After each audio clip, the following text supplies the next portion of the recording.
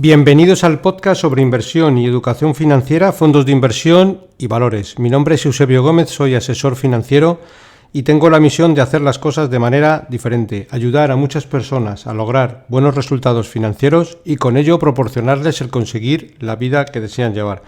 Si estás interesado en solicitar una segunda opinión sobre tu cartera de fondos, puedes hacerlo. Te recuerdo que puedes enviarme cualquier duda que tengas sobre cómo tienes compuesta tu cartera de inversiones y te responderé con un diagnóstico sobre la misma. También puedes enviarme vuestras dudas si consideras que revise algún fondo que tienes en cartera y que no comprendes muy bien dónde invierte, qué comisiones de gestión, etc. O cualquier otra cuestión adicional que pueda ser de vuestro interés. Para ello, como siempre, os dejo mi dirección de email, que es eusgomez@gmail.com. Bueno, empezamos como siempre recordando la responsabilidad y el aviso legal. El actual podcast tiene un carácter informativo y divulgativo. No supone bajo ningún término ninguna recomendación de compra o de venta de ninguno de los fondos o acciones mencionados en este podcast. La publicación de este podcast es a título personal. Bueno, antes de nada recordaros y agradeceros siempre que le deis like en la aplicación, porque como siempre os digo, de esta manera pues el podcast tiene mayor visibilidad, nos lo suben a las mayores posiciones y bueno, puede tener más visión para el resto de oyentes. Recordaros también que el próximo podcast ya lo haremos el viernes 6 de septiembre, será después del periodo estival de vacaciones, ¿vale? Bueno, el podcast de esta semana lo voy a llamar ¿Cómo identificar fondos resilientes a las crisis económicas? Y lo que vamos a hablar en el mismo es que vamos a identificar fondos que tengan, vamos a llamar, un potencial de caída menor, digamos fondos dentro de la parte de renta variable, pero digamos buscando el lado más conservador. Y vamos a hablar de varios de ellos. Algunos de ellos no hablo como en muchos capítulos, pero también son interesantes. No los tengo dentro de mis favoritos, porque si no, no me gusta tener más de X favoritos, pero son fondos también muy interesantes y les vamos a dar un repaso. Y como digo, no pensando en lo que pueden subir, sino en si los mercados se dan la vuelta, estos fondos se van a comportar muy bien y probablemente bajen mucho menos que baje el mercado, porque históricamente así lo han reflejado. Bueno, empezamos. Vamos a empezar por el Cartesio Y. Como norma general, aquí en el podcast siempre suelo hablar del Cartesio X, que es la posición fondo de renta fija con una parte de renta variable muy pequeña, y en este caso es un fondo de renta variable con un componente de renta fija que como norma general suele ser elevado. Para que nos hagamos una idea, el fondo de Cartesio ha tenido una rentabilidad histórica bastante buena, pero lo más importante, con una volatilidad muy baja. En términos generales suele tener una volatilidad casi del 10%, cuando la volatilidad del mercado suele ser del 15-16%. Si repasamos un poco qué nos encontramos dentro del fondo y las mayores posiciones, nos encontramos que en el momento actual tiene un 90% en renta variable y un 10% en liquidez. Dentro de la parte de renta variable nos encontramos con una cartera, digamos, bastante barata, con un PER de 10,4, que es un PER, digamos que bastante barato. Para que nos hagamos una idea también un poco y lo pongamos en contexto, el PER medio de la bolsa históricamente es de un 15%, y no vamos a hablar ahora del PER de muchas empresas que están en el ojo del huracán y que todos conocemos, y que luego un poquito más adelante daremos un repaso, que muchas de ellas tienen PERs pues, de 30, 40, 50, es decir, es un PER barato para la parte de renta variable.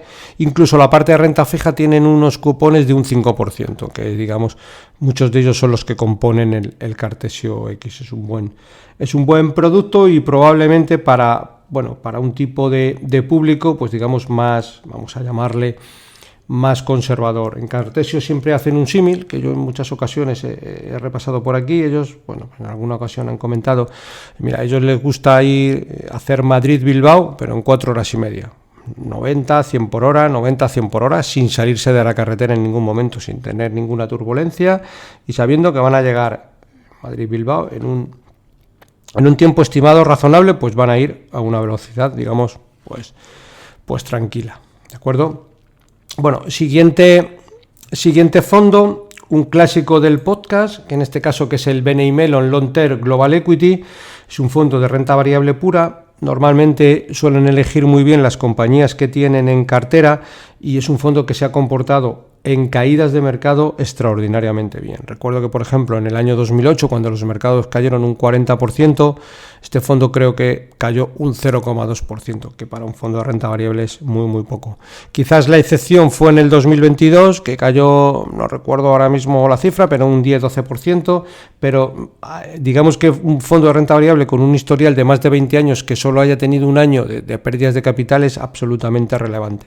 Dentro de las mayores posiciones, en este caso nos encontramos con la farmacéutica Novo Nordisk, luego tenemos a Microsoft, Taiwan Semiconductores, Alphabet, Mastercard, ASML Holding, en fin, un fondo global que está invertido en todo el mundo. Como norma general, pues tenemos una exposición a Estados Unidos del 64%, Europa el 24% y Asia el 13%. Bueno, pues una manera también de estar en renta variable, pero como digo, con un grado de protección elevado, porque probablemente si en algún momento el mercado corrige, este tipo de fondos va a corregir poco y digamos que vamos a sufrir bastante poco. Siguiente fondo, en este caso nos encontramos con la gama de MFS Prudent Capital.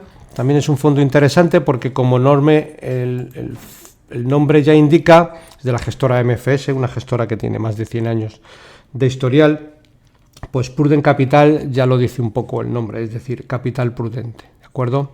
Si nos encontramos, si vemos un poquito qué nos podemos encontrar dentro del fondo, pues el grado de conservadurismo es bastante elevado. Tenemos un 47% en acciones, es decir, en renta variable, un 37% en renta fija, tenemos un 13% en efectivo y un 3,40% en oro. Es decir, un fondo bastante conservador. ¿De acuerdo?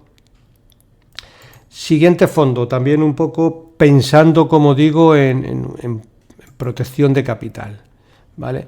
Pues en este caso nos encontramos con el Morgan Stanley Global Branch. Un fondo que he repetido en muchas ocasiones y que hemos repasado en el podcast, tiene un componente, está girado sobre todo al consumo de muchos valores, y lo que siempre dicen en Global Branch es un símil, pero muy interesante, en el cual dicen, mirar, a cualquier hora del día y en cualquier parte del mundo hay mucha gente metiendo moneditas en el fondo. ¿Por qué? Porque tiene empresas como Microsoft, como Visa, como Coca-Cola, como Gillette, etcétera, que pues todos tenemos licencia de Microsoft, pagamos por ella, los europeos a una hora, los asiáticos a otra y los estadounidenses a otra. Tienen empresas como Nestlé o como Unilever o como Coca-Cola, que en cualquier parte del día a cualquier hora del día en cualquier parte del mundo hay mucha gente comiendo productos de Nestlé, helado de Nestlé, Coca-Colas, etcétera, con lo cual estemos despiertos o durmiendo, siempre hay mucha gente metiendo dinero en el fondo. Meter dinero en el fondo es un símil, ¿vale?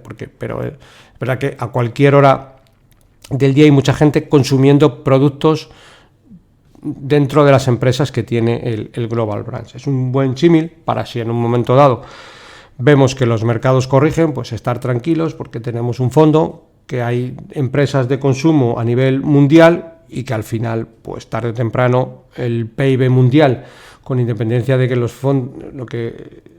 fondos caigan en un momento, crece al 3% y ha crecido al 3% en los últimos 50 años, con lo cual tenemos que verlo desde ese punto de vista. Insisto, si en un momento dado vemos correcciones de mercado, ¿vale? Un fondo también interesante, en este caso es el Trojan Fund, ¿vale?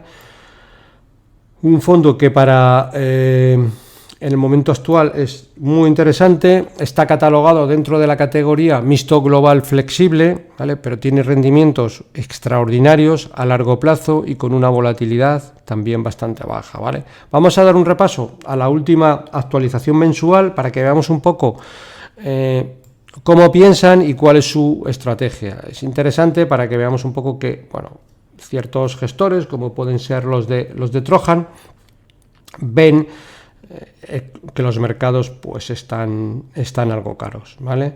Este fondo está creado por un family office inglés, que en su momento tenían una empresa muy grande y la vendieron.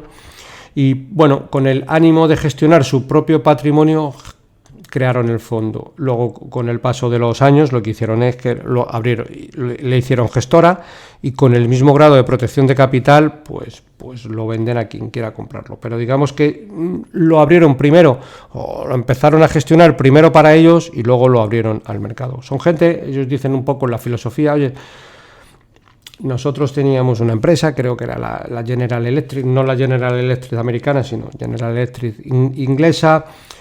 La vendimos y de alguna manera nos hicimos ricos. Lo que no queremos es volver a ser pobres, con lo cual el fondo tiene una orientación de preservación de capital. Es un poco la estrategia principal y ellos son los principales inversores en el fondo, ¿vale? Dicen lo siguiente, la última actualización mensual, para que lo pongamos un poco en contexto. Con una inflación en Estados Unidos que está demostrando ser más resistente de lo esperado, para Troy Trojan parece cada vez más evidente que hemos entrado en un nuevo entorno con tipos y coste de capital más altos. Y aunque puede llevar tiempo que los mercados de renta variable con valoraciones significativamente elevadas reconozcan esta nueva realidad, el peso de unos mayores tipos tendrá que acabar notándose en los mercados. En cierta medida, estamos en un entorno que es el reverso de los años 2010, cuando una muy baja inflación y un crecimiento bajo implicaron que las expectativas de subidas de tipo se posponían sin parar y las tires de los bonos no cesaban en su caída. A principios de 2024, las expectativas de consenso eran de un mínimo de 6 bajadas de tipos por parte de la Fed y el Banco de Inglaterra, y 6 meses después, por ahora, no se ha visto ninguna. ¿Vale? Siguen comentando, pero hay que ser consciente que es difícil saber con exactitud cuándo van a tener lugar estos ajustes. Y lo que es muy importante es estar posicionados de manera defensiva antes de las correcciones para proteger el capital cuando éstas se produzcan y poder ser compradores en las mismas. Es decir, tienen posición conservadora y han demostrado que cuando los mercados caen fuerte, pues son compradores de acciones, porque las compran a bajos precios. Y sigue diciendo, y Troy ha demostrado que en los últimos 20 años saber posicionarse en anticipación de correcciones, protegiendo el capital en las correcciones desde 2001, 2002, 2008 y 2020 e incrementar riesgo cuando éstas se producen, nunca siendo vendedor en las correcciones. Hay que tener gran conocimiento, disciplina y paciencia para poder actuar así, lo que les ha llevado a obtener los extraordinarios resultados que han obtenido.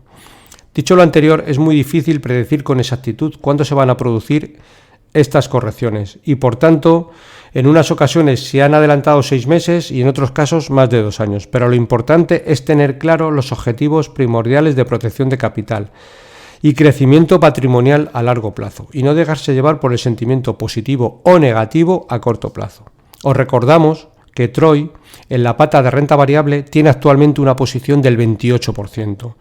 Invierte únicamente en compañías de gran calidad caracterizadas por ser poco cíclicas y estar poco apalancadas, endeudadas, con generación de caja predecible y principalmente centradas en 3 sectores: consumo estable, salud y business software. Y siguen comentando, las elevadas valoraciones del mercado de renta variable descuentan un aterrizaje perfecto y suave de la economía, especialmente la americana, con una bajada sostenida y relativamente rápida de la inflación hasta el objetivo del 2%, acompañada de una bajada significativa de los tipos de interés, lo cual ayudaría a que la economía y las empresas puedan seguir creciendo a buen ritmo. Y no están asignando ninguna probabilidad a otros 2 escenarios posibles. Primer escenario posible, que los elevados tipos de interés deriven en un aterrizaje no tan suave de la economía. O segundo, que la economía siga mostrando signos de fortaleza y que los tipos permanezcan elevados durante más tiempo. Escenarios ambos que implicarían una corrección en la renta variable desde los niveles actuales. Como digo, tienen una posición del 28% en renta variable, el resto lo tienen en renta fija y también tienen una posición en oro. Dice, en oro mantenemos un 12% de la cartera, lo que le aporta a la misma, por un lado, protección ante un entorno de tipos reales negativos y por otro lado, además ofrece protección ante riesgos sistémicos imprevistos, como ocurrió en 2008 y 2020 o más recientemente con la guerra de Ucrania. En liquidez siguen teniendo una elevada posición, 24% de la cartera, invertida en gran parte en letras a corto plazo, que ahora mismo le están dando un retorno razonable, lo que les ofrece la munición necesaria para poder invertir en renta variable cuando el mercado ofrezca oportunidades de compra de esas compañías de calidad. Y por último mantienen una exposición abierta de dólares americanos, 25% después del oro que tomaron en 2020, ya que suele actuar como protección y valor refugio en momentos complicados, posición que han ido reduciendo a medida que el dólar toca máximo de los últimos años. Y aquí hacen una comparativa un poco para que esto pone en contexto tanto el podcast de esta semana como este tipo de fondos, ¿vale? Dicen, años de rentabilidad negativa de la renta variable desde el 2001. Por ejemplo, en el 2002 el MSCI World cayó un 14,7%, Troy Trojan subió un 0,6%. En el 2002 el MSCI World cayó un 23,9%, Troy Trojan subió un 4,1%. En 2008 el MSCI World cayó un 40,7%, Troy Trojan subió un 1,1%. En el 2011, es decir, lo que están haciendo es coger periodos que el MSCI World, los mercados han caído fuerte, ¿vale? El MSCI World en el 2011 cayó un 7,8%, Troy Trojan subió un 8,5%. En el 2011 el MSCI World cayó un 11%, Troy Trojan este año sí que cayó, pero mucho menos, un 4,3%. Y en el 2022 el MSCI World cayó un 20%, en concreto un 19,2%, y Troy Trojan cayó solamente un 5,6%. Como vemos, es un fondo que protege muy bien cuando los mercados caen fuerte, y los mercados a veces, y cuando menos nos los esperamos, caen fuerte. De hecho, que es un poco la temática de esta semana. Y no quiero decir con esto que una vez que publiquemos el podcast los mercados caigan, porque nunca sabemos cuándo los mercados van a caer, pero quizás en el momento actual tenemos que poner el ojo y el foco más en, oye, ¿cuánto puedo perder? Más que, oye, porque ahora todo el mundo dice, bueno, a ver cuánto puedo ganar, voy a invertir en un indexado, MSCI World. Bueno, vemos que a veces que los mercados, bueno, pues caen un 20%, caen un 40%, y estar en este tipo de estrategias en general, pues bueno, son estrategias más tranquilas y a un inversor le van a permitir dormir mucho más tranquilo, ¿vale? Siguiente fondo, a ver, aquí no le dé y la líe, ¿vale? No, aquí no le voy a dar, o sea que me cargue todas las pestañas que tengo abiertas. Vale, siguiente fondo, en este caso hablamos de Recovalor, ¿vale? Que es un fondo de Rothschild, ¿vale? Gestionado por Johan Iganeip y Charles Edward Bilbaut, ¿vale? Y vamos también a repasar un poco la filosofía de inversión y cómo está posicionado, ¿vale? Recovalor se lanzó en el año 1994 y un poco con la misma idea que el anterior fondo del Troy Trojan, ¿vale? Originalmente por y para un family office, se ha convertido en uno de los fondos estrella de Rothschild and CO Asset Management, ¿vale? Gracias a su equipo entusiasta, experto, muy internacional y cuyo estilo del fondo ha ido desarrollándose a lo largo del tiempo. Y comentan, desde hace 30 años, Recovalor se mantiene ajeno a prejuicios de estilo y modas, ofreciendo una gestión auténtica basada en convicciones sólidas, reflejadas en decisiones de inversión en las principales regiones geográficas. A lo largo de su trayectoria, el equipo de gestión ha demostrado una notable flexibilidad y capacidad de respuesta para enfrentar con éxito una amplia gama de condiciones de mercado. La posibilidad de invertir en todas las clases de activos y todas las zonas geográficas sin referencia a un índice constituye uno de los pilares de Recovalor. Es decir, este tipo de fondos puede invertir todo lo que considere en renta fija, todo lo que considere en renta variable, estar en liquidez la parte que quiera, etcétera, ¿vale? El fondo ofrece una exposición a temas de inversión globales, tanto actuales como emergentes, mediante una gestión basada en convicciones, focalizadas en una cuidada selección de empresas con un potencial significativo de creación de valor. De esta forma combina tradición y modernidad en sus inversiones, a través no solo de empresas consolidadas, sino también de modelos de negocio innovadores y rompedores. Con una rentabilidad anualizada desde inicio del 10,7%, que es una barbaridad, está muy bien, ¿vale? Se ha convertido en uno de los fondos estrellas de nuestra gama, etc, etc. Bueno, un poco más. Ya entramos en los términos digamos, de publicidad. Una buena estrategia también para tener en consideración en el momento actual. Más para tener en consideración, dentro de la gama de Robeco, que es otra gestora, podemos encontrar la gama Robeco Conservative, ¿vale? Que el nombre ya lo dice, Robeco Conservación. Y aunque son fondos todos de renta variable, pero tienen un grado de potenciación elevado, básicamente porque invierten en compañías como más estables y de consumo y que como norma general ante entornos de mercado muy desfavorables lo suelen hacer bastante bien. Y podemos elegir dentro de la gama Conservative el global, que invierte en compañías globales, el European, que como su nombre indica invierte en renta variable europea, o el emergente, digamos que es renta variable pero con riesgo bastante bajo, ¿vale? Otra interesante opción que la verdad comento poco porque es un fondo que, bueno, pues de alguna manera siempre tengo en el radar, pero que, bueno, pues digamos que son de los fondos que tengo, se podría decir, en el banquillo, ¿vale? Que es el First Eagle Amundi International SICAV, un fondazo extraordinario, y vamos a repasar un poco el estilo de inversión del mismo, ¿vale? Bueno, lo tengo aquí en una hoja. Vamos a empezar un poco por los gestores. Son los mismos gestores desde hace, bueno, pues la torta de años, ¿vale? Matthew McLehman lleva en el fondo desde 2008, Kimball Broker desde 2009, Julien Albertini desde 2013 y Manish Gupta desde el 2009. Es decir, mucho tiempo en el fondo. ¿Cuál es la filosofía de inversión de este fondo? Voy a decir una frase que en su momento inculcó Jean-Marie Belliard, que ahora ya, bueno, ya está retirado porque es mayor, pero fue el fundador de esta estrategia, que comenta lo siguiente, que, bueno, encaja bastante bien un poco también con mi filosofía, y decía lo siguiente: prefiero perder la mitad de mis clientes que la mitad del dinero de mis clientes. Muchas veces los clientes lo que buscan es, oye, al hilo de que las bolsas van subiendo mucho, vale, inviérteme pero en fondos tecnológicos, inviérteme en fondos de biotecnología, de nanotecnología, de disrupción energética, porque al hilo de las fuertes subidas, bueno, pues probablemente ahí, llegado el momento, puedes perder la mitad del dinero de tus clientes. Y él lo que dice es, oye, si se tiene que ir un cliente porque yo no quiero invertirle en ese tipo de estrategias, pues prefiero perder la mitad de mis clientes que la mitad del dinero de mis clientes, ¿vale?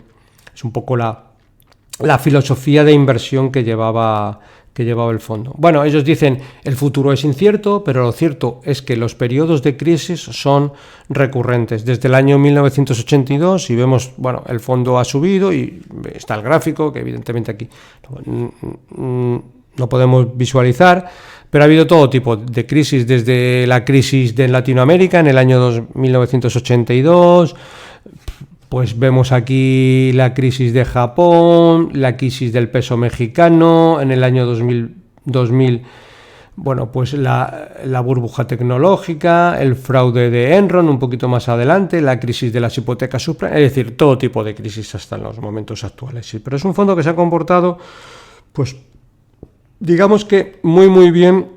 ¿Y por qué se ha comportado muy bien? Bueno, pues porque tiene una estrategia principalmente de protección de capital bastante elevada. Como norma general suelen tener en efectivo siempre entre un 0 y un 30%, es decir, suelen tener efectivo para lo mismo desplegar ese capital cuando los mercados corrigen, suelen tener una posición en acciones que va entre el 60 y el 90%, nunca están invertidos al 100%, y suelen tener valores relacionados con el oro o el oro en sí entre el 5 y el 15%, y eso ya le da, pues digamos, un alto grado de protección de capital, sobre todo, bueno, por la parte de acciones, que suelen comprar acciones también baratas, y bueno, pues por la parte de liquidez y la parte de oro, ¿vale?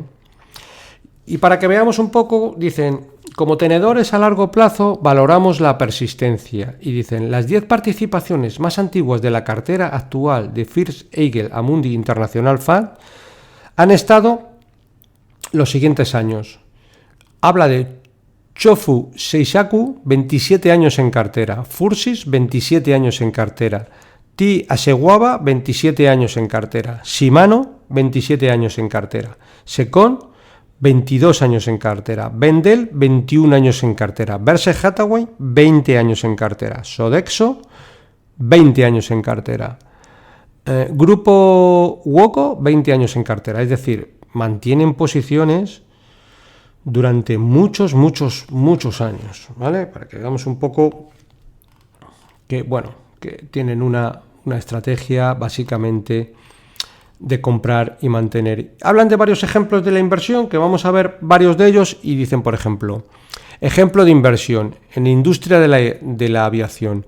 ¿Qué les gusta y qué no les gusta? Pues si les gusta, por ejemplo, invertir en aeropuertos, porque consideran que tienen altas barreras de entradas, tienen un monopolio local. Al final, pues todo el mundo que quiera viajar a Londres, pues tiene que ir a un aeropuerto, o va a Heathrow, o va a Gatwick, o el que quiera venir a Madrid, pues tiene que pasar por Barajas, y todos los aeropuertos cobran unas tasas, con lo cual tienen prácticamente un monopolio. Modelo de negocio de peaje, como decíamos, márgenes estables por el flujo de efectivo y poder de fijación de precios. En cambio, dentro de la industria de la aviación, pues no les gustan las aerolíneas, no tienen barreras de entrada, tienen márgenes bajos, tienen altos riesgos reputacionales, estructura de costes vulnerable, dependen mucho del precio del petróleo, y riesgo de personas clave, como pueden ser los pilotos, ¿vale? Otro ejemplo de inversión, pues hablan un poco del champán, y hablan del champán no ya como industria, sino como compañía de real estate, es decir, de activo inmobiliario. Y dicen lo siguiente: champán es un vino espumoso protegido como marca registrada de la región francesa de Champagne. Los límites vitivinícolas de la Champaña se definieron legalmente en 1927 y representan aproximadamente 34.000 hectáreas, que son la mitad del tamaño de Singapur, o menos de 1/1000% de la tierra agrícola mundial. Y dicen, en los últimos 25 años el precio del metro cuadrado de viñedo de champán ha aumentado más rápido que bienes raíces en Singapur, que ya de por sí han subido mucho. Uno de los mercados inmobiliarios con mayor desempeño del mundo, para que veamos un poco. Es decir, invierte en champán, pero no solo en la industria, sino también en lo que es porque las tierras se suelen revalorizar bastante, ¿vale? Si vemos un poquito más adelante dentro del fondo y nos encontramos con el posicionamiento actual, pues nos encontramos que en Estados Unidos tienen el 47% de la inversión. Bueno, actualmente tienen en acciones un 76%, en oro un 15% y un 9% en liquidez, ¿de acuerdo? Estados Unidos el 47%, Europa el 19%, Japón el 7% y el resto en Asia, y el 2,4% en América Latina, ¿de acuerdo? Seguimos un poco por la estrategia, ¿vale? Y bueno, pues, ¿qué tienen en el momento actual? Exposición directa baja, pero creciente a acciones de mercados emergentes. Ellos consideran que en los mercados emergentes en el momento actual hay buenas oportunidades porque están extraordinariamente baratos. Tienen bienes de consumo básico, en energía y en bienes raíces consideran que también hay interesantes oportunidades. Seguimos un poquito y vemos en la página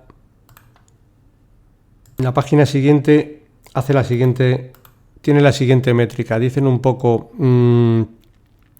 incidencia histórica de rendimiento superior frente al MSCI World. Y lo que dice, por ejemplo, en un año el 78,1% de las ocasiones el fondo supera al índice, a 3 años el 92% y a 5 años el 96,5% de las ocasiones el fondo supera al índice de referencia, ¿vale? Y lo más importante, lo que habla un poco también es cómo se comporta el fondo en mercados de baja rentabilidad. Es decir, cuando el mercado baja. Y cuando el mercado baja, este tipo de estrategias lo hace infinitamente mejor que el índice de referencia. ¿De acuerdo? Pero bastante mejor. Bueno, habla también un poco del historial, también en un gráfico, y vemos que las crisis, cuando suceden hace 10 o 12 años, son caídas, pero muy pequeñitas, dentro de una línea que es absolutamente ascendente. ¿Vale? Y por último, pues nos habla un poco de las condiciones, de las conclusiones clave. Bueno, un líder global en inversión en valor y oro, altamente enfocado y fuertemente alineado. Como filosofía, un enfoque probado en el tiempo, flexible y disciplinado, que busca al menos proteger y aumentar el poder adquisitivo. ¿Vale? Proteger es muy importante, y aumentar el poder adquisitivo va de la mano de proteger, primero proteger y luego aumentar, que es un poco la filosofía de este capítulo, es decir, pensar, y más en los momentos actuales, en proteger, ¿vale? Y como resultados, pues alto valor de diversificación con enfoque en la protección a la baja, ¿vale? Y para que veamos un fondo de renta variable, tiene un indicador de riesgo de 4/7, que es un indicador de riesgo, vamos a llamarle bajo, para ser un fondo, como digo, de renta variable. Bueno, seguimos, y en este caso ahora vamos a hablar también de un fondo muy interesante, que es el Flossbach Multiple Opportunity. También es Flossbach, que es complicado de pronunciar, es una gestora alemana. Los dueños, una gestora boutique pequeña, los gestores son los dueños de la empresa, tienen su dinero invertido, están perfectamente alineados. También un fondo interesante en este tipo de estrategias, un poco por lo mismo. En el momento actual, y dentro de que es un fondo, vamos a llamarle con un porcentaje de renta variable, suelen tener elevado, tienen un 67% acciones, tienen un efectivo del 14%, tienen un 8% en renta fija y tienen un 10,47% en oro. Un fondo que, lo mismo, si los mercados se ponen complicados, es un fondo que nos va a proteger relativamente bien. Para que hagamos una idea, tiene una volatilidad a 3 años del 8,60. La bolsa generalmente tiene una volatilidad del 15-16%, para que veamos un poco, ¿vale? Otra estrategia también muy interesante, ¿vale? Que es la del BNY Mellon Global Real Return. Bueno, el BNY Mellon Global Real Return podemos decir que es uno de los fondos de retorno absoluto que mejor comportamiento tiene y que no hace, digamos, excesivas cosas raras. Yo a los fondos de retorno absoluto siempre los llamo de la misma manera, y es retorno absoluto para la gestora, porque sí o sí, con independencia de lo que el partícipe le pase, ellos cobran su comisión. Luego a veces que el partícipe no ve rentabilidad, con lo cual ellos el retorno absoluto lo tienen garantizado. Muchas veces el partícipe no tanto, con lo cual debemos de buscar este tipo de fondos, pero que realmente tengan retorno absoluto, es decir, que paguemos por algo que, bueno, pues que tenga sentido, porque nos dé retornos, ¿vale? Pues este fondo, bueno, pues es un rara avis dentro de la industria y lo hace bastante bien. En el momento actual, pues vemos que tiene una exposición, bueno, puede tener todo tipo de activos dentro del fondo. En el momento actual tiene un 31% únicamente en renta variable. El resto o bien lo tiene en renta fija o bien lo tiene en liquidez. Una estrategia bastante interesante. Bueno, seguimos con otro fondo muy interesante. En este caso vamos a hablar del Fidelity Fast Global, gestionado por Dimitri Solomakin. Bueno, ya hemos hablado en alguna ocasión, creo recordar, de este fondo, ¿vale? Pero voy a comentar un poco el último comentario, la última carta, ¿vale?, publicada, para que veamos un poco, sobre todo, qué tipo de fondo es y cómo piensa el gestor, ¿de acuerdo? Para que veamos un poco, bueno, el momento del mercado en el que nos podemos estar encontrando, ¿vale? Y habla un poco y dice: la locura de las masas. Al principio de año escribí sobre las similitudes entre el mercado de valores en este momento, impulsado por la narrativa en torno a las tasas de interés máximas y la inteligencia artificial, y la burbuja impulsada por el QE que vimos en el año 2020. O burbuja 2.0. Parecía una descripción adecuada. Sin embargo, hoy en día eso no hace justicia a la actividad del mercado que hemos visto recientemente, la locura de las masas. Encaja mejor ahora. Y dice, considere algunos de los siguientes números. El índice de semiconductores ha superado al mercado en general a una escala que supera con creces la burbuja de las .com del año 1998-1999. Recuerde que las empresas de semiconductores son negocios altamente cíclicos. Incluso si hoy algunos participantes del mercado dicen lo contrario, estamos de vuelta al crecimiento y las acciones tecnológicas en general corriendo nuevamente en círculos alrededor de los nombres de valor, extendiendo las ganancias relativas que vieron en la última década. La concentración de impulso y la concentración de acciones se encuentran en extremos de varias décadas. ¿Qué podría salir mal? Comenta.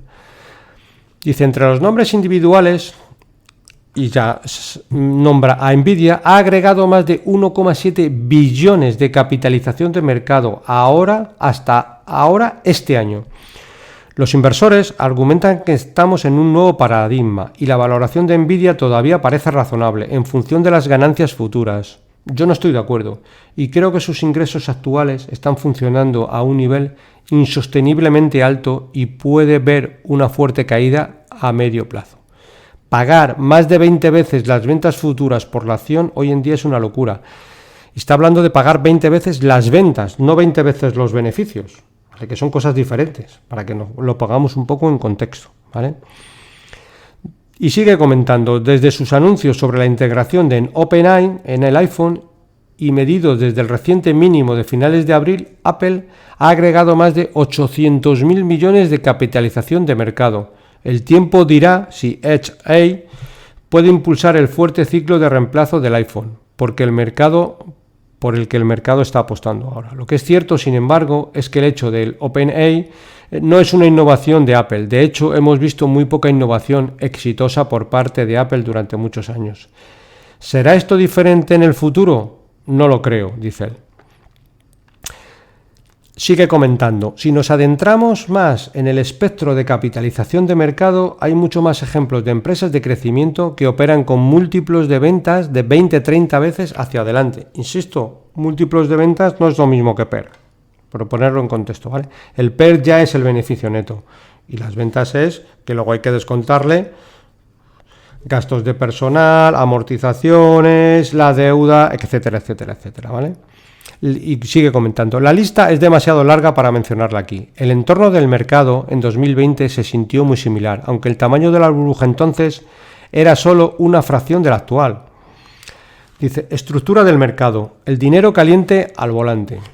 Dada la estructura actual de los mercados de acciones con el dinero pasivo, minorista y cuantitativo, principalmente al volante, los selectores de acciones por sus fundamentales, como yo, somos una minoría pequeña y en declive. Con el tiempo, la disminución de la participación institucional fundamental hace que el mercado sea mucho más vulnerable a periodos de irracionalidad, así como a la concentración en temas calientes. Además, muchos gestores activos se están convirtiendo en compradores forzados de los pesos pesados actuales del índice para gestionar el riesgo de referencia, especialmente aquellos con índices del sector tecnológico o de Estados Unidos. Todo esto está creando un entorno de mercado altamente distorsionado.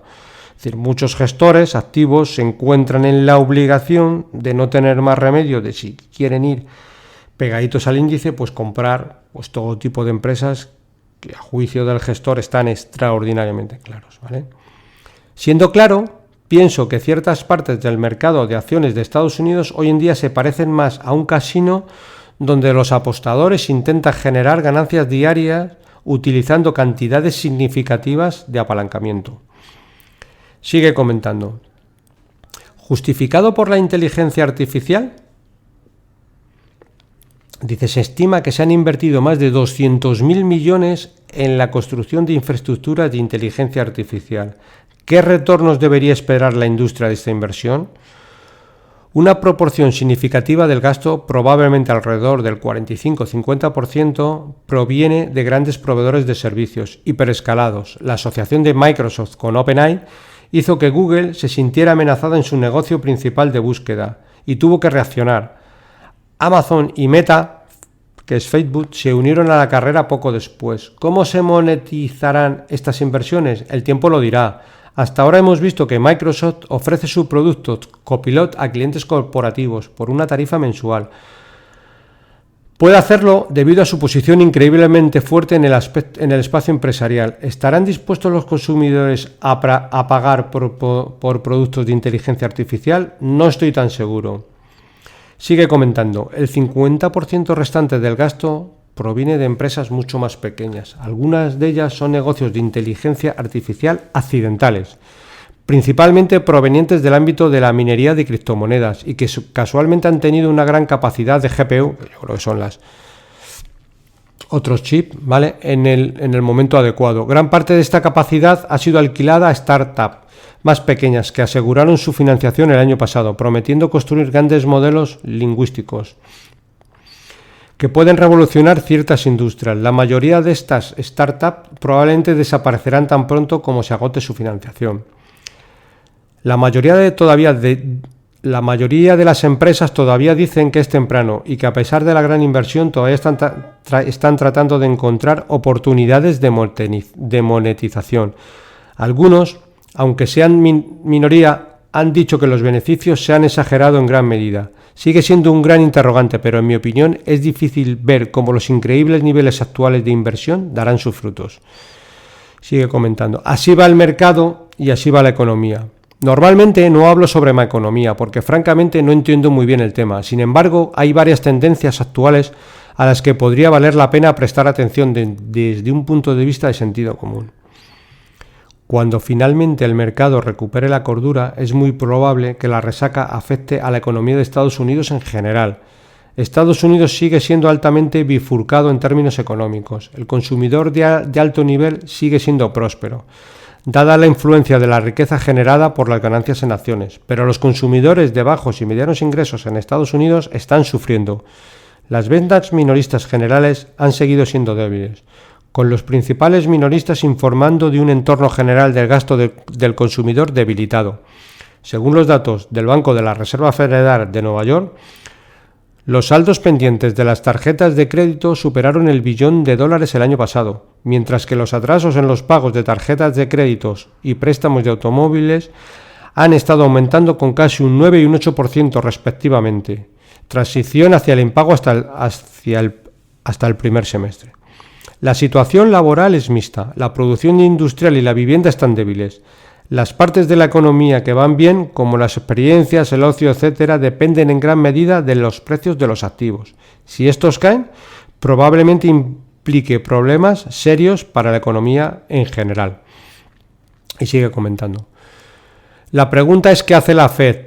Pero está en una situación más difícil ahora que en el año 2000, cuando estalló la última gran burbuja de las empresas de tecnología, medios y telecomunicaciones. Las expectativas de inflación se han anclado hacia niveles más altos recientemente. La liquidez del mercado de bonos sigue siendo pobre y enfrentándose a un mar de números rojos en las cuentas del gobierno de Estados Unidos. China y otros mercados emergentes están retirando dinero de los bonos del Tesoro. Los déficits del gobierno federal de más de $1 billón se han convertido en un hecho, incluso durante una supuesta expansión económica, lo que plantea la pregunta de cuán grandes serán durante una eventual recesión. Y comenta, si Estados Unidos fuera una empresa, parecería en una situación de angustia. Y ahora ya vamos un poco al posicionamiento del fondo. Recordar que este fondo es un fondo, digamos, sui generis y atípico y puede tomar posiciones tanto cortas como largas, ¿vale? Posición larga es lo que hace normalmente cualquier tipo de fondos, invierte y si la acción sube, gana dinero, pero también puede tomar posiciones cortas, que lo que viene a ser es que se pone corto en un valor porque cree que va a bajar. Cuando ha bajado lo suficiente que él considera, lo recompra y digamos que gana la diferencia. Contra más baje un valor que está corto, más dinero gana, ¿vale? Entonces tiene posiciones, digamos que cortas y largas, ¿vale? Y ahora vamos a hablar un poco del posicionamiento del fondo, pero quería ponerlo esto antes en contexto, ¿vale? Para que lo entendáis. Dice, dadas estas opciones, mi posición en el fondo sigue siendo en gran medida como lo era a principios de año, incluso en años anteriores. El libro de cortos sigue expuesto en gran medida al sector tecnológico de Estados Unidos y a muchas empresas que se consideran ganadoras en inteligencia artificial. Se podría argumentar que la burbuja de la inteligencia artificial es de mayor calidad que la locura tecnológica, alto crecimiento del año 2020, etc., pero aún puedo encontrar muchos objetivos atractivos para ventas en corto. Como recordatorio, siempre busco mantener el libro de cortos lo más cerca posible de su límite de exposición absoluta, que es del 30%, es decir, puede tener un 30% de cortos. Mi libro de largos es una colección de situaciones especiales de acciones, principalmente en el espacio de mediana capitalización. Y sigue comentando, mi libro de largos, es decir, acciones que tiene en posiciones largas, es decir, compradas, históricamente comprar una acción, sigue expuesto a medianas empresas de la vieja economía en Europa y cada vez más en China. He aumentado ciertas posiciones europeas aprovechando la volatilidad y la oportunidad de compra creadas por el Parlamento Europeo y las elecciones francesas. Worldline, una empresa francesa de pagos, es un buen ejemplo de tipo de empresas de mediana capitalización en dificultades que me gusta comprar. A pesar de los problemas serios a lo largo de los años, el negocio es real y tiene un buen potencial en caso de que la recuperación tenga éxito.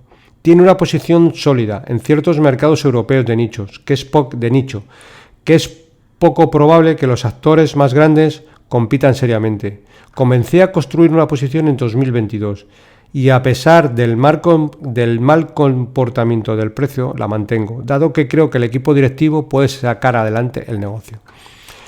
Sigo teniendo una sobreponderación activa a China a través de nombres listados en Hong Kong y Estados Unidos. No tengo exposición a acciones chinas domésticas. Para la mayoría de los gestores de fondos globales, China se ha vuelto ininvertible. Es decir, no invertible, dadas cuestiones como el débil entorno del consumidor y el mercado de la vivienda, el desempeño juvenil y las tensiones geopolíticas. Pero esto es una configuración prometedora para un inversor en valor y contrarian.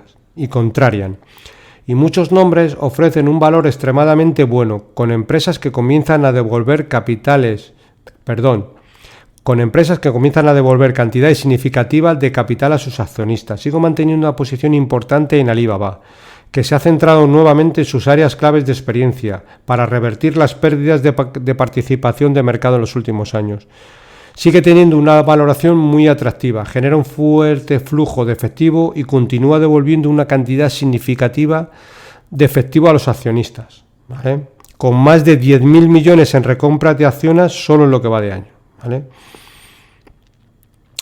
Y por último comenta, lo único que puedo hacer es mantenerme fiel, como siempre lo hago, a mi filosofía de selección de acciones contrarias de valor, lo cual será recompensado nuevamente cuando veamos el fin de la burbuja actual, como fue el caso a finales de los años 2021 y 2022. Bueno, y por último nos queda un comentario que también voy a leer de Seirlen. Seirlen es un fondo, digamos, de crecimiento, un fondo growth, de una gestora, bueno, pues muy relevante. Lo mismo, los gestores tienen su dinero invertido en los fondos, es una gestora boutique.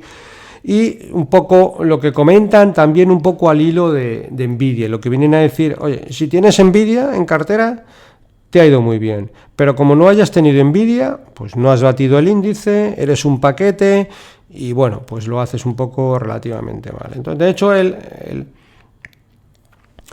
la portada del artículo ya lo dice todo y hace un paréntesis, dice, ¿tiene Nvidia? Un poco para que veamos, ¿no? Y hablan un poco que, bueno, lo voy a resumir lo más importantes. Bueno, y dice, para quienes aún no lo tengan muy claro, Nvidia se dedica, simplificando mucho, a producir chips potentes para ordenadores, denominados unidades de procesamiento gráfico, que permiten acelerar los gráficos para videojuegos y ejecutar tareas complejas en ámbitos como la inteligencia artificial o el procesamiento de datos. Básicamente, gracias a sus productos, los ordenadores y otros dispositivos realizan tareas complejas mucho más rápido y de forma más eficiente, lo que se traduce en avances en distintos sectores tecnológicos. Siguen comentando. La revalorización de Nvidia ha sido extraordinaria entre 2008 y 2023. Su cotización aumentó un 1.400%, lo que supuso una rentabilidad a 10 años de más 12.000% y una tasa de crecimiento anual compuesta del más 62%. Es decir, más 62% es una barbaridad. Prácticamente cada año y medio estás doblando capital. Doblando capital cada año y medio es llegar a lo que dicen. Entre 2018 y 2023, en 5 años, un 1.400%. Es una barbaridad, ¿vale? Tan solo este año ya ha crecido un más 150%, eclipsando temporalmente a Apple y Microsoft, y se ha convertido en la empresa con mayor capitalización bursátil del mundo, tras sumar casi 2 billones de dólares a su capitalización bursátil. Se trata de una auténtica proeza que quedará para los anales de la historia y que además merece ser analizada en detalle. Y siguen comentando. En primer lugar, queríamos saber qué porcentaje dentro de la revalorización general del S&P 500 se debe al aumento de la capitalización bursátil de Nvidia en este año. Y la respuesta fue muy reveladora. De los 6 billones de dólares que ha crecido en total el S&P 500 hasta finales de junio de 2024, un 32% corresponde a una sola empresa. Aunque muchos pondrían en duda la lógica del ascenso de Nvidia, puede que la explicación más sencilla resida en las significativas revisiones al alza de sus beneficios. Más 30% para 2024, más 46% para 2025, más 49% para 2026, en un mercado que no deja de buscar bombazos relacionados con la inteligencia artificial. Este ritmo de crecimiento de los beneficios no pasa desapercibido. Si indagamos más, vemos que las 20 empresas de semiconductores presentes actualmente en el S&P 500 han contribuido en un 41% al aumento total del índice en lo que llevamos de año. Estas 20 empresas tan solo representan el 8% de la ponderación del índice S&P 500 a inicio del año, por lo que la concentración de la rentabilidad del mercado en un único sector es cuanto menos impresionante. Bueno. Contexto histórico. Comentan, la cuestión es que actualmente estamos ante un hecho histórico. El avance de Nvidia de este año es el segundo mayor en términos porcentuales desde 1992 con respecto al aumento de S&P 500. Si bien el aumento de Apple en 2007 fue mayor porque representó el 56% del cambio del S&P 500, en realidad tan solo supuso un cambio de en torno a los 100.000 millones de dólares. Sin embargo, este año Nvidia ha sumado 1,9 billones de dólares, por lo que la situación es bastante insólita, aunque quizás lo más interesante sea que a día de hoy Nvidia se codea con un exclusivo grupo de empresas que ha cambiado el mundo. Nos referimos a Microsoft, que abanderó la revolución de los ordenadores personales a principios de la década de 1990, así como Apple, que lanzó el iPhone en 2007. Los lectores más perspicaces seguramente habrán dado cuenta de que Apple y Microsoft aparecen 13 veces en estas listas. Y ya por último comentar los retos para los inversores Quality Group. Ahora la pregunta más pertinente es si Nvidia también ha sido el primer paso hacia algo revolucionario. Lamentablemente la respuesta no sentará cátedra en el ámbito de los negocios. ¿Quién sabe? Desde luego, puede argumentarse que la humanidad apenas ha comenzado a explorar el futuro, que podría depararnos la inteligencia artificial general, capaz de tener en hombres infinitas consecuencias en prácticamente todos los aspectos de nuestras vidas. No obstante, como hemos comentado anteriormente, los inversores Quality Group no deberían especular sobre qué nos deparará el futuro lejano. La razón principal a este respecto es sencilla y se basa en el principio de la predictibilidad y la previsibilidad. Por supuesto, existen muchas otras razones por las que el sector de los semiconductores contraviene las 10 reglas de oro de Shirley, que son invertir en empresas con ventajas competitivas, con poca deuda, con negocios predecibles, ¿vale? Lo más predecibles posible, ¿vale? Y al final también sigue diciendo, el elevado riesgo de concentración de clientes finales y el coste de un fracaso o una disrupción tecnológica es demasiado alto para nuestro punto. No obstante, en este boletín nos centraremos en el principio de la predictibilidad y la previsibilidad de los beneficios. Desde este punto de vista se podría decir que la calidad actual de Nvidia es alta en lo que respecta a sus fundamentales claves, como la rentabilidad sobre el capital, los márgenes y la deuda. Pero ¿en qué medida podemos predecir si se mantendrá durante la próxima década? Efectivamente, las tasas de crecimiento de las ventas y los flujos de caja libre son excelentes, pero ¿podemos prever si la trayectoria de estas tasas de crecimiento cambiará de forma inesperada, ya sea para bien o para mal? La inversión Quality Group se concentra principalmente en minimizar el riesgo de equivocarse y para ello restringe mucho el rango de resultados posibles con respecto a las características de calidad y crecimiento de cualquier empresa.